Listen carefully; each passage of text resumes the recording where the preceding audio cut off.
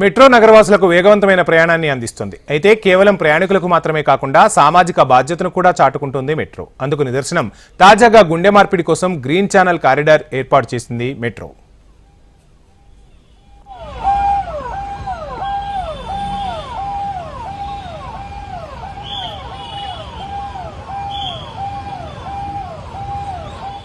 Hyderabad metro ప్రయాణికులకు మాత్రమే కాకుండా అత్యవసర సమయాల్లో తన సహాయాన్ని అందిస్తోంది. గతంలో గ్రీన్ ఛానల్ కారిడార్ ద్వారా అవయవాలను ఆసుపత్రికి వేగంగా చేర్చిన మెట్రో అధికారులు తాజాగా అవయవదానం చేసిన వ్యక్తి గుండెను తరలించడంలో కీలక పాత్ర పోషించారు. మెట్రో గ్రీన్ ఛానల్ కారిడార్ ఏర్పాటు చేసి గుండెను తరలించారు.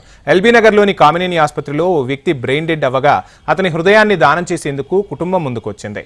ఆ గుండెని లక్డీకపుల్లోని గ్లేనిగల్స్ గ్లోబల్ హాస్పిటల్కు చేర్చాల్సి ఉంది. ట్రాఫిక్లో ఎంత క్లియరెన్స్ ఇచ్చినా కొంత ఎక్కువ సమయం పట్టే అవకాశం ఉండడంతో ఆసుపత్రి యాజమాన్యం మెట్రో అధికారులను సంప్రదించింది. వెంటనే స్పందించిన మెట్రో అధికారులు అప్పటికప్పుడు ప్రత్యేక గ్రీన్ ఛానల్ ఏర్పాటు చేసి రాత్రి 9:30 గుండెను తరలించారు. ఎల్బీ నగర్ నుంచి లక్డీకపుల్ వరకు మెట్రో రైల్లో ప్రయాణించారు వైద్య సిబ్బంది.